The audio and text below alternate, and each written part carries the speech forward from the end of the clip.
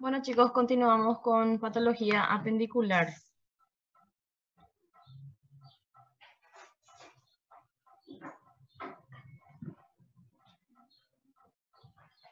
Como ustedes recordarán, el apéndice vermiforme es un vestigio del tubo digestivo. Contiene todas las capas del intestino, ¿verdad? Es decir, mucosa, submucosa, muscular y serosa. Si lo observamos histológicamente, contiene el mismo tipo de epitelio, ¿verdad? Cilíndrico, simple, glandular, mucosecretor. A diferencia de otras partes del intestino, contiene mucho más agregados linfoides en la submucosa. El resto es todo la misma configuración que otras partes intestinales. ¿Cuál es la función del apéndice?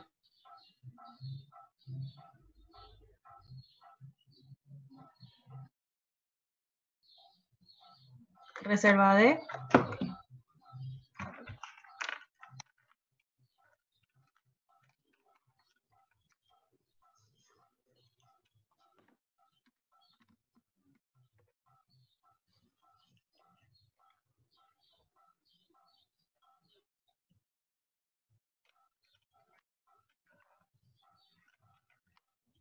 ¿Se acuerdan cuál es la función del apéndice vermiforme? Es como se fosse uma reserva de bactérias. Bueno, algunos le dan la función, ¿verdad?, de órgano linfoideo por la cantidad de agregados linfoides que contiene. Entonces, le dicen que tendría una función inmunológica. Otros dicen que puede constituir como una reserva de la flora bacteriana, ¿verdad?, intestinal. Pero realmente la función del apéndice sería la de inflamar. No tiene muchas funciones vitales, ¿verdad? Porque un paciente apenditogmizado no significa que va a estar inmunosuprimido, ¿verdad? O sea, no perdió gran parte de su inmunidad, no altera nada. Además, no significa tampoco que se va a quedar sin flora intestinal, todavía tiene metros de intestino que están repletos de bacterias. Entonces, realmente no tiene funciones muy importantes en nuestro organismo. Realmente queda como un vestigio nada más del tubo digestivo y su función realmente sería la de inflamar, ya que esa es la patología más frecuente del apéndice, ¿verdad? La apendicitis aguda. ¿Cuál es la causa de apendicitis aguda? Inflamação, obstrução fecalista. Obstrucción, ¿verdad? La principal causa es la obstrucción de la luz apendicular. ¿Cómo puede obstruirse la luz apendicular? Com a própria matéria fecal.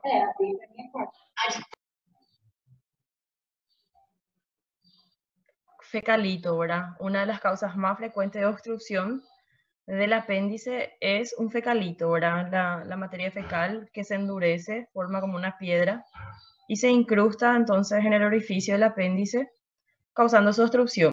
Podría ocluirse por un cálculo, podría ocluirse por un tumor, por una bola de Ascaris, o sea, que parásitos entren acá y lo obstruyan. O sea, las causas pueden ser muy diversas, pero la causa en sí de una apendicitis aguda es la obstrucción. 50-80% de los casos se da por obstrucción y en la mayoría de los casos es por fecalito. Esto puede ser también por un cálculo biliar, o sea, un cálculo originado allá en la vesícula biliar, puede ser un cálculo de colesterol que pasa al conducto cístico, al colédoco, ultrapase la ampolla de Vater, llegue al intestino, pase la válvula ileocecal y por gravedad se vaya y caiga, ¿verdad?, hacia el apéndice y obstruya entonces la luz apendicular. Pero eso es mucho menos frecuente que la obstrucción por fecalito. En nuestro medio, en los niños, también es frecuente la obstrucción del apéndice por el mintos, o sea, una apendicitis por el mintos, por Ascaris y lumbricoides. La apendicitis aguda es mucho más frecuente en adolescentes y adultos jóvenes, pero puede darse a cualquier edad. No se sabe la causa exacta, pero se ve una frecuencia mayor en hombres. En la patogenia se describe que cuando hay obstrucción, ¿verdad?, de la luz apendicular, recuerden que es una estructura ciega, ¿verdad? Solo tiene una salida. Y si esa salida se obstruye, no es que van a dejar de producir moco las glándulas. Las glándulas continúan secretando líquido mucinoso en esa víscera obstruida. Y esto va a llevar a un aumento de la presión intraluminal. Ese aumento de la presión intraluminal va a causar el colapso de las venas de drenaje. Y ahí está el problema. Eso es lo que va a desencadenar la inflamación. Este colapso. ¿Por qué?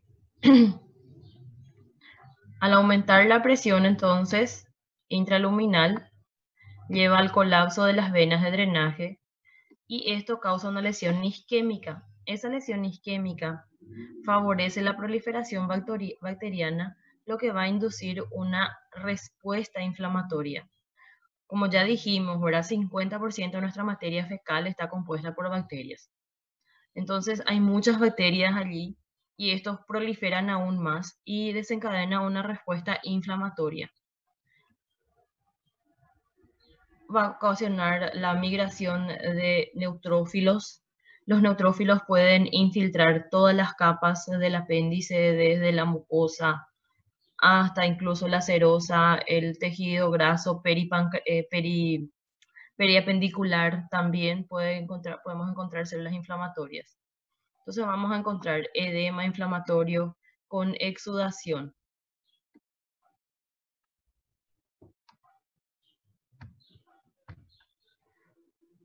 Cuando hablamos de características morfológicas de apéndice, nosotros vamos a describirlo por fases, porque esto va cambiando sus características de acuerdo al tiempo de evolución. Aquí nosotros estamos observando un apéndice, ahora una ilustración en blanco y negro de una apendicitis. Aquí vemos los vasos congestionados, vemos aumentado de tamaño en esta parte. Y este aumento de tamaño sería porque aquí adentro, ¿verdad?, está lleno de exudado.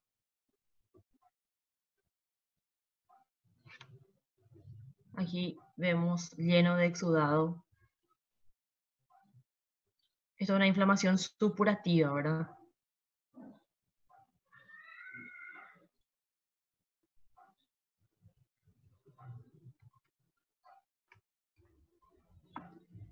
Como les dije, ¿verdad?, la morfología vamos a describir dependiendo de las fases. ¿Por qué? La apendicitis aguda va cambiando su característica morfológica de acuerdo al tiempo de evolución. Tal vez estas fases ustedes encuentren diferente en las otras materias, principalmente en cirugía, pero en anatomía patológica la describimos en 3 fases.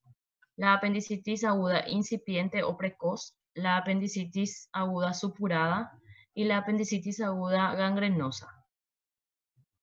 La incipiente o precoz es el estadio inicial de la inflamación, ¿verdad?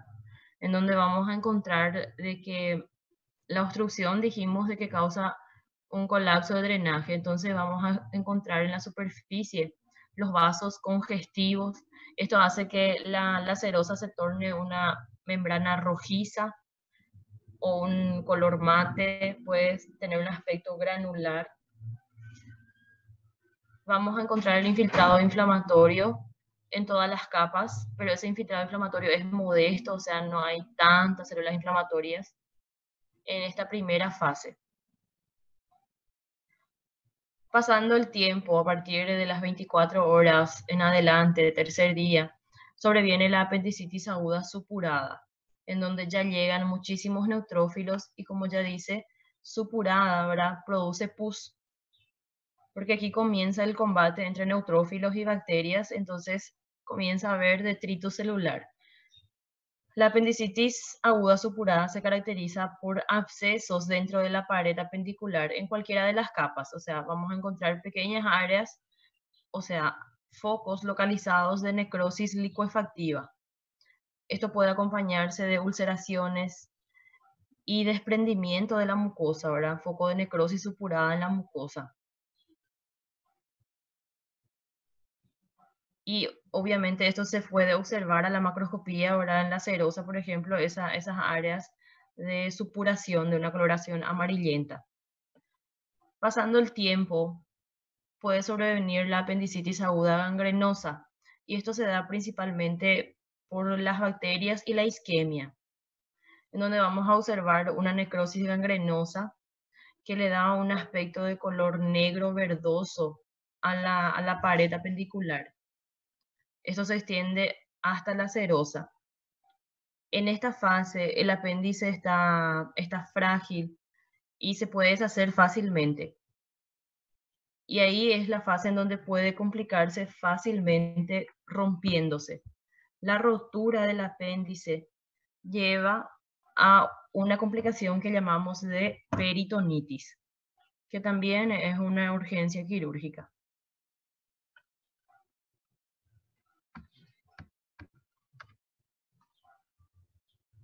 Aquí observamos en la luz apendicular el exudado y en las capas bastante infiltrado de células inflamatorias. Vemos la luz apendicular totalmente obstruida, ¿verdad? Vemos la hemorragia, el infiltrado de células inflamatorias. El diagnóstico de una apendicitis aguda es por la clínica, en donde hay que recordar que la manifestación de una apendicitis aguda es bastante clásica. Esto se da, comienza con dolor. Ese dolor puede ser epigástrico o en la región periumbilical. Luego vienen náuseas, vómitos, fiebre, una fiebre no tan elevada, habrá una fiebre leve, de 38 grados aproximadamente. Luego ese dolor migra de la región periumbilical a la fosa ilíaca derecha. Y esa cronología, ¿verdad? De que el dolor comienza en la región epigástrica o periumbilical y luego migre a la fosa ilíaca derecha, esto es muy característico, ¿verdad? Y muy sugestivo de apendicitis. Y esa clínica se encuadran bajo lo que llamamos de cronología de Murphy, en donde ustedes van a describir en semiología que esto va a depender del tiempo, ¿verdad? Y la manifestación clásica comienza así: dolor periumbilical o epigástrico, luego fiebre, náuseas, vómitos, y ese dolor migra a la fosa ilíaca derecha. Es un dolor muy intenso que muchas veces impide incluso la deambulación del paciente. Y existen signos semiológicos, ¿verdad?, que nos ayudan a hacer el diagnóstico de irritación peritoneal. Un signo en específico que es el signo de Bloomberg, o también llamado de signo de McBurney, en donde la compresión en la fosa ilíaca derecha, en el punto de McBurney, el punto de McBurney es el localizado entre la cresta ilíaca superior y la sínfisis pubiana, entre el 2/3, entre esa línea trazada, se encuentra el punto de McBurney. La compresión de esto y después la descompresión brusca causa un dolor muy intenso, que es por la reacción peritoneal. Y el paciente generalmente grita ahora. Y eso es un signo positivo de irritación peritoneal. Laboratorios, se puede solicitar, ¿verdad?, hemograma. Con el hemograma podemos evidenciar leucocitosis con neutrofilia. Y esto nos indica, ¿verdad?, que hay un proceso inflamatorio infeccioso. Y ahí se hace el diagnóstico. Se puede solicitar medios auxiliares de imágenes como radiografía, ecografía, que realmente no son, no hacen el diagnóstico definitivo de apendicitis, pero pueden descartar la presencia de líquido libre en cavidad, como por ejemplo de que ya haya complicado con una peritonitis. Pero aún así necesitamos un criterio diagnóstico en anatomía patológica, ¿verdad? Porque todo lo que es retirado del cuerpo humano debería ser estudiado por anatomía patológica. Y en los centros especializados eso sucede, de que todo lo que es retirado, ¿verdad? Es llevado, es mandado a anatomía patológica para su estudio. En nuestro medio no sucede tanto eso por la escasez de anatomopatólogos y entonces muchas veces se tira nada más el apéndice. Pero en los centros especializados, en los grandes hospitales, sí o sí se mandan esto. Y el criterio histológico para hacer el diagnóstico de una apendicitis aguda es la infiltración de neutrófilos en la capa muscular propia. Si encontramos neutrófilos en la capa muscular propia, entonces ya se hace el diagnóstico. Y eso no es muy difícil, como ya dijimos, los neutrófilos se encuentran en todas las capas del apéndice. Pronóstico entonces podría complicarse con una peritonitis. El tratamiento es quirúrgico, tanto de la peritonitis como el de la apendicitis.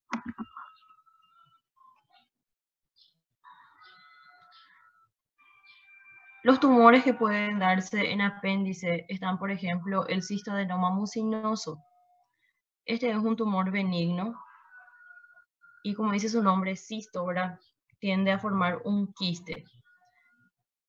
Aquí nosotros vamos a ver que la mucosa apendicular se sustituye por una mucosa idéntica al cistoadenoma mucinoso del ovario, en donde ese epitelio cilíndrico simple con células caliciformes, etc., se va a sustituir por un epitelio cilíndrico simple mucosecretor, como estamos viendo acá, con un citoplasma bastante claro, ya que produce bastante cantidad de mucina. Y es idéntica al que observamos en el cistoadenoma mucinoso de ovario. Y hacen a la macroscopía que esto se llene la cavidad apendicular de mucina, aumentando de tamaño el apéndice. Tumor benigno, o sea, se puede retirar. Esto puede romperse, ¿verdad?, la pared apendicular y derramar ese líquido mucinoso en la cavidad peritoneal, ocasionando lo que llamamos de pseudomixoma peritoneal. Tumores malignos en apéndice. Bueno, el apéndice no es la localización más frecuente de tumor, ¿verdad? En el tubo digestivo, el tumor más frecuente es en el colon, específicamente en el colon sigmoide. Pero también pueden originarse tumores malignos en apéndice. Y el tumor maligno que se desarrolla con más frecuencia en apéndice es el tumor carcinoide. Nosotros ya habíamos hablado de los tumores carcinoides en pulmón. ¿Se acuerdan? Un tumor carcinoide se originaba en un tipo de células especiales. ¿Cómo llamamos a esas células?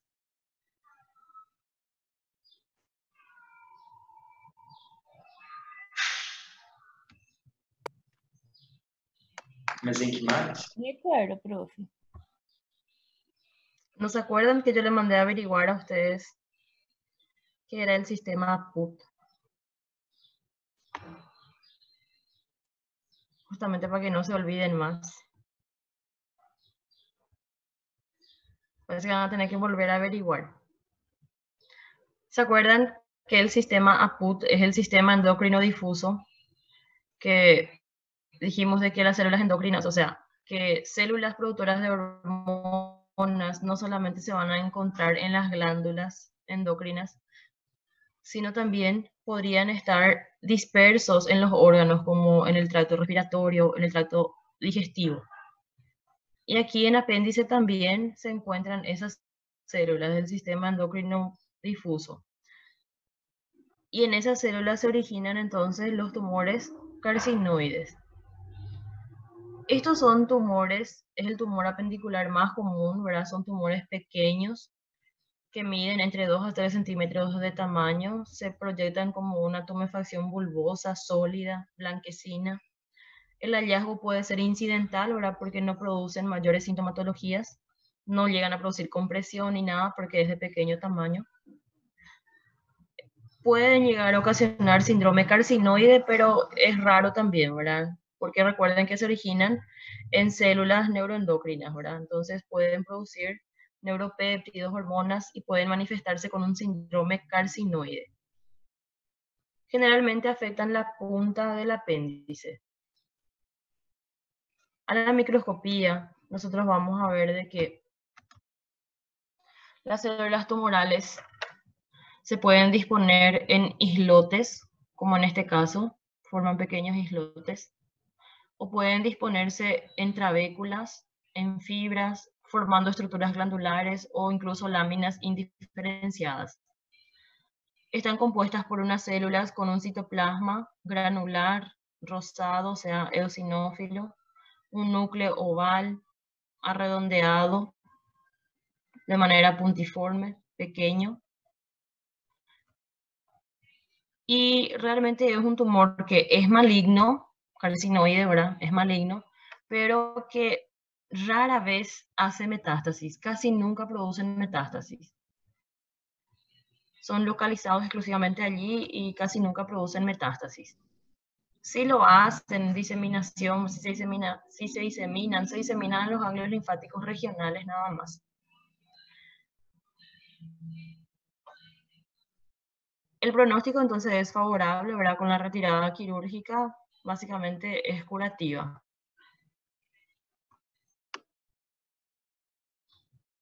¿Preguntas con respecto a patología apendicular?